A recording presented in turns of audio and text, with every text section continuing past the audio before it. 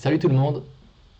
Alors cette fois-ci, je me lance dans une série de vidéos qui s'appelle Penmodding News, comme vous avez lu. Je vais pas faire ça une fois toutes les semaines parce qu'il n'y a pas assez de contenu. Je trouve que c'est assez peu utile. Et l'idée, voilà, c'est que ça regroupe les news du mois en termes de modage, les astuces de modage, les découvertes de nouveaux stylos, les tutos, et puis ce qu'on attend tous, du show-off, quoi. C'est-à-dire que je montre les modes qui ont soit plu au consensus, qui ont fait un certain effet, soit les modes qui m'ont plu personnellement. Parce que c'est vrai qu'en fait, j'ai jamais l'occasion d'expliquer un tel ou tel mode me plaît en fait. Donc je vais prendre l'opportunité de cette vidéo pour justement essayer de donner un peu plus mon avis par rapport à, pour moi, qu'est-ce qui est bien, qu'est-ce qui est pas bien. Plutôt qu'est-ce qui est bien en termes de modage. On commence avec janvier 2021, forcément, on est en janvier. Donc là j'ai une petite liste assez sympa. Alors en astuce, j'avais trouvé ça assez intéressant. Je pense que parce que voilà, les G3 maintenant, les jeux plastiques sont plus produits. Et voilà, on est tous en train de chercher des manières pour choper des subs pour le type plastique de G3. Et j'ai trouvé ça assez intéressant parce qu'en fait, le Russian, on en a plein. Enfin, moi, je sais que je dois avoir une trentaine de câbles de corps de Russian et je sais pas quoi en faire. Et le gars, il a trouvé un truc, genre, il a coupé un type de Russian et en fait, tu t'en sers. Voilà, bon, c'est pas ouf non plus parce que ça fait une belle bordure là, mais je pense que si on le lime, ça peut être pas mal. Mais voilà, je trouve que en termes de sub cheap, en sub pas cher de type de G3, on peut utiliser des avant de Russian. Franchement, ça, voilà, ça date du 6 janvier, je trouve ça vraiment cool. Chapeau, celui qui l'a découvert. Ça, c'est un G3 rugueux, enfin, je l'appelle le G3 rugueux sub, structure de mode qu'on peut utiliser pour faire un single cap rugueux. C'est pas nouveau, il y a des gens qui l'ont déjà inventé, mais je trouve on en parle pas assez souvent. Voilà, donc en fait, c'est un Dream and Explore, donc tu prends n'importe quoi, tu peux prendre aussi un BT, bref, voilà. Et tu mets encore plus petit à l'intérieur pour que ça fasse exactement esthétiquement, visuellement la même chose. Bon, le seul problème dans ce mode-là, dans ce genre de structure, c'est que comme tu as de la matière qui rentre à l'intérieur, en fait, ça déglingue la répartition du poids. Je l'avais fait pour un de mes modes, je me souviens plus lequel. Ah oui, c'était mon dernier mode d'ailleurs que je vais montrer après. Où en fait c'est exactement la même structure et en fait j'ai galéré à trouver la bonne répartition de poids pour pas que. Parce qu'en fait, quand il y a du poids ici, là il n'y en a pas donc c'est assez fluide au niveau, c'est assez facile de trouver une bonne répartition de poids. Mais là, comme le corps fin il rentre à l'intérieur, ça déglingue tout. Et c'est assez compliqué. Mais moi j'aime bien. Après, toujours en termes de fake G3 cap, voilà, Clyde qui a découvert. Enfin, ça aussi, c'est vieux comme le monde. C'est un truc genre ça a littéralement 10 ans en fait. Pour moi, je le faisais. La première fois que j'ai fait ça, c'était en 2009 parce que j'avais pas de type de G3 plastique. Je faisais ça et ça marche très bien. Mais encore une fois, c'est intéressant de le remontrer parce qu'on a toujours l'impression qu'on redécouvre qu'on découvre des trucs alors qu'en fait ça existe depuis longtemps en fait. Enfin, c'est connu, mais qu'on oublie ces petites découvertes qui sont hyper utiles. Voilà, alors là, franchement, ça pour moi, c'est vraiment la découverte de l'année. C'est des Kako Green, d'autres couleurs et d'une autre marque. Bon, alors c'est une marque coréenne. Ça, c'est du. Apparemment, la texture est comme le Kako Green. Bon, les types et les trucs machin, c'est en plastique, ça c'est pas très important. Mais c'est la même rigorosité, c'est la même texture. Donc, ça, c'est vraiment le truc de l'année. Alors, je précise quand même que c'est pas lui qui l'a découvert, c'est un gars sur Discord, je me souviens plus. Voilà, les gens sur Discord, ils mettent des noms un peu bizarres, alors je sais pas forcément qui c'est qui l'a trouvé. Donc lui, c'est un Coréen qui mode pas mal. Je vais en reparler un peu plus tard. Si vous avez l'occasion d'en avoir, achetez-en. J'en ai pas eu encore, mais apparemment c'est des bons corps. Un peu plus long que du Kako Green en plus, donc c'est plutôt stylé. Ça, je sais pas trop quoi en penser, je me souviens plus trop. Ah oui, c'était un gars qui avait fait une comparaison entre du Giotto de Eno et du vrai Giotto. Donc à droite, c'est du Giotto de Eno, ça c'est du vrai Giotto. Et je trouve ça intéressant parce qu'en fait, on n'en a pas assez souvent de ce genre de choses. Qui peut vraiment comparer le legit de la version Eno. Parce que souvent, tu achètes un truc Eno en pensant, ouais, c'est pas cher, c'est trop bien. Mais en fait, tu te rends compte qu'il manque 1 mm. 1 mm, c'est énorme dans un mode. Même 0,10, tu vois, tu as 0,10 de différence. Ça veut dire que sur l'ensemble du mode, c'est à peu près 0,2 cm, c'est énorme. Dans un mode, si C'était un bon niveau de pen spinning. Du 0,2 cm, tu le ressens. C'est assez incroyable. C'est quand même intéressant parce que il y a 0,5 g de moins. Voilà. Donc déjà, si tu veux te faire un mode à base de Giotto, ton mode sera plus léger. C'est quelque chose à... Pour moi, c'est des choses assez importantes à savoir. Des blagues super type legit en pack. Apparemment, ça coûte un peu plus cher, mais je trouve ça assez intéressant de le montrer. Parce qu'avant, pour choper des blagues super type, soit fallait acheter un pack de 100 et t'avais genre 8 noirs, ou alors fallait passer par du sub, par du fake Eno. Mais là, maintenant, tu peux acheter voilà, directement du Criolla noir, quoi, et c'est cool. Bon, le seul problème, c'est pour le vider, apparemment, c'est un peu compliqué. Je trouve ça assez cool de pouvoir le mettre en lumière. Et voilà. Bah maintenant, on va passer le show-off, on va le voir, je pense, à la fin. C'est une personne qui imprime, bon, ça c'est au Japon, donc peut-être que la plupart des gens vont pas pouvoir l'acheter, mais euh, tu peux acheter des impressions d'insert, je suppose de bonne qualité, pour genre 1,50 €. Je trouve ça assez cool. Ouais, ouais, je trouve ça assez intéressant. Parce que aucun shop l'avait fait avant. Il y avait Oleg qui vendait vraiment le doc avec plein d'inserts, mais là, tu reçois directement l'impression en fait, et ça c'est plutôt cool. En termes de trad, il y a Coffee Lucky qui vend des trucs aussi, enfin qui veut échanger. Donc si jamais vous êtes intéressé par des stylos, si vous êtes intéressé par des stylos voilà, thaïlandais, n'hésitez pas à aller le voir. Voilà, franchement, il y a plein de trucs. Je vais pas tout montrer, mais il y a vraiment des trucs assez intéressants et les prix sont vraiment abordables, assez honnêtes. Et après, voilà, ça c'était un vieux spinner du PSB, je pense, qui veut revendre sa collection. Alors je sais pas où il en est actuellement. Est-ce qu'il a tout vendu ou pas? Je trouve ça assez intéressant de le montrer parce que voilà, il y a quand même. Alors je sais pas si celui-là il est pris, mais ça c'est typiquement le genre de mode qui a été fait dans les années 2000, 2010 pardon. Ça c'est pareil. Je trouvais qu'il y avait de belles pépites quand même. Voilà, en termes de selling trading, en termes de tuto, je trouve ça assez intéressant aussi de le montrer. Il y a beaucoup de choses qui se passent sur Twitter quand même. Ça fait partie c'est le tuto légit du baron d'essai mode. Mais je trouve ça cool de enfin le montrer. Parce que il y avait une sorte de mystère autour de ce mode, c'était cool. Tu avais aussi le baron Ennis, assez intéressant. Et c'est là, c'est là où c'est assez intéressant parce qu'en fait, quand tu es modeur, t'as pas nécessairement besoin d'avoir énormément de stuff. Parce que c'est justement avec le peu de stuff que tu as que tu peux être beaucoup plus créatif. Je pense que c'est un peu un imaginaire collectif où les gens pensent plus je vais avoir de stuff, plus je vais réussir à modder, alors qu'en fait non, je veux dire, le mec il a réussi à faire un fake Ennis en boss, qui se spin peut-être mieux, ou peut-être différemment, mais un peu mieux, je sais pas. Le mec il a réussi à faire un fake Ennis en boss, beaucoup moins cher, genre 2 voire 3 fois moins cher, et si ça se trouve, il fonctionne en fait, et c'est ça qui est incroyable. Ensuite, Nesty G3.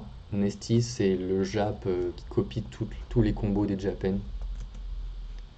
Je trouvais ça assez intéressant de le montrer parce que maintenant, on fabrique plus beaucoup de G3. Ça, c'est son G3. Il est pas hyper sexy en termes de couleur, mais je pense qu'il doit se spinner assez bien. Mais il doit être assez lourd parce qu'il y a quand même 2 signaux à l'avant et 2 signaux à l'arrière. C'est quand même assez vénère. Mais je trouve que je le trouve assez simple en termes de stuff. Et, et si vous voulez voir un petit combo avec ce mode, voilà, ça c'est le mode de Nesty. Voilà. Si jamais vous êtes intéressé par faire ce mode, le tuto. Et puis, pourquoi j'ai montré celui-là, je ne sais plus. On va voir. Je pense parce que c'était un tuto disponible. Et que pareil, les mix, on n'en fait plus beaucoup. Je trouve qu'on a pas mal abandonné les single cap, fabrication des single cap. Ouais, parce qu'on est beaucoup plus dans la. C'est un style, je trouve qu'on est beaucoup plus dans la performance et qu'on cherche de moins en moins à faire des single cap et à les partager. Il y a moins d'engouement autour des single cap, je trouve ça dommage. Et le tuto, il est ici. Ça, c'est le mode de Noali, si vous êtes intéressé. Voilà, après ça. Ah oui, c'est le mode de Hojo. Je vais passer très rapidement dessus. Ça, c'est des inserts. Je vais aussi le mettre dans la description, je trouve ça assez cool. Ça non, ça maintenant je vais passer au show off. Je voulais montrer celui-là de Clyde parce que je trouvais ça assez intéressant. Il y a très peu de modeurs qui font ce genre d'exercice d'essayer d'agrandissement. Tu prends un mode et tu l'agrandis en fait. Et je trouvais ça assez intéressant de voir qu'en fait, c'est vrai que il a assez bien réussi son coup. Peut-être éventuellement le corps aurait dû être un peu plus grand, mais on a vraiment l'impression en fait que c'est un comme ça. On a pris, je sais pas, une machine à grossissement et ça a grossi fois 1, fois 1,5, j'en sais rien en fait. Mais ça aussi, je trouve ça assez beau parce que c'est typiquement le genre de mode que tous les spinners avaient dans leur collection en 2010, entre 2008 et 2010. Ah oui, et ça aussi, franchement, ça, c'est dommage qu'il n'y a pas le tuto, mais je le trouve assez beau et je trouve qu'il ressemble un petit peu au. Et je me demande si c'est pas inspiré de ça, au mode que j'ai fait avec la fibre de carbone et les griffes de AC, je pense, parce que ça se termine de la même manière et c'est quasiment pareil. Voilà, ça c'est de Annie. Voilà, franchement, si vous êtes sur Twitter, n'hésitez pas à vous abonner à cette personne-là, elle fait des trucs assez incroyables. C'est typiquement le genre de mec qui fait du modage artistique, entre guillemets, dans ce genre de choses. Je trouve ça assez bien pensé. Je suis pas sûr que ça se spin bien, mais c'est assez beau à voir. Celui-là, je le trouve assez beau aussi. Je trouve que c'est assez compliqué d'utiliser du violet dans un mode, et le mec il a vraiment bien réussi. En fait. Je trouve que ça fonctionne assez bien, le violet avec du gold. Ce que je trouve un petit peu dommage, c'est qu'il aurait pu chercher un peu plus pour l'insert, parce qu'il y a du blanc dans l'insert, et moi je trouve ça pas très sexy. S'il avait fait vraiment que du violet, avec éventuellement un petit peu de noir, ouais, j'aurais dit ok, pourquoi pas. Mais là je trouve qu'au niveau de l'insert, c'est pas assez bien géré. Mais c'est quand même très beau.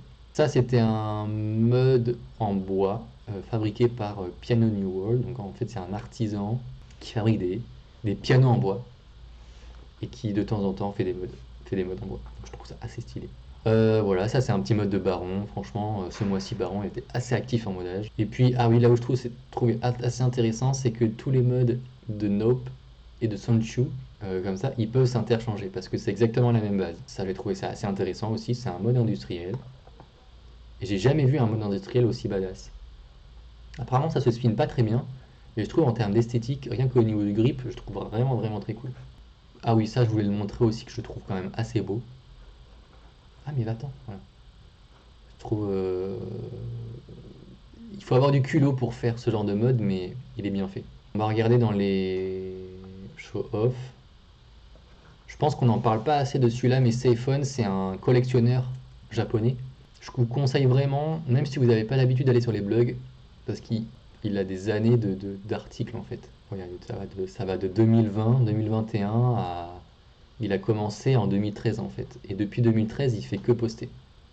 Je trouve ça vraiment incroyable comment. Ouais, il a tout ça, je trouve ça incroyable.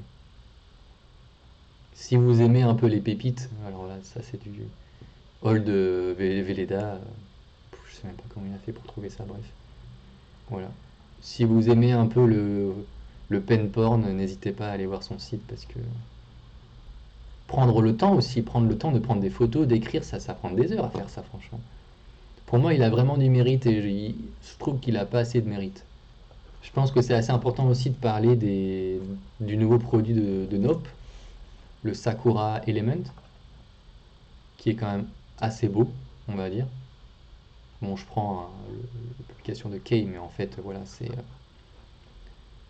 je ne l'ai pas encore testé, il faut que je le teste, mais au niveau de la finition, au niveau de la qualité des grippes et tout ça, je trouve ça assez beau. Je trouve ça vraiment très bien fait. Il s'est bien mis. Voilà, ça, j'ai trouvé ça assez intéressant. Je trouve qu'on n'en voit pas assez souvent des modes comme ça. Après, c'est vrai qu'au niveau des couleurs, c'est assez difficile à faire un beau mode avec ce genre de couleurs, mais en termes de structure, je trouve ça pas très incroyable. Parce que c'est pas très beau, ça, cette forme-là. Mais je salue euh, l'idée de faire un mode avec ça, en fait. Voilà. Un des single caps que j'avais fait, je voulais faire un petit single cap à peu près de 15 grammes qui est une petite finition avec un type, et ça c'est un type de Muji hexagonal. Et voilà. Et c'est encore de KT en fait. Voilà. Je suis assez content du mode, mais ça m'a pris pas mal la tête. Et puis j'aimerais bien aussi pouvoir parler des best pen modes sur IPMC. Donc ça c'est un des modes perso de Cronen que je trouve personnellement je trouve pas très intéressant parce que j'aime pas trop comment ça se termine. Même si le fait d'utiliser du fibre de carbone comme ça, c'est pas mal. C'est original. Mais en soi, le mode, il me donne pas trop envie d'utiliser. Alors c'est vraiment personnel, il n'y a pas de jugement. Et après, voilà. Ça c'est le mode qui est très beau. Très très beau mode. Mais pareil, ça me donne pas envie de le spinner parce que c'est un corps, ça doit être du SGG, j'en sais rien. Je sais pas ce que c'est comme corps. En fait, il n'y a pas de grip.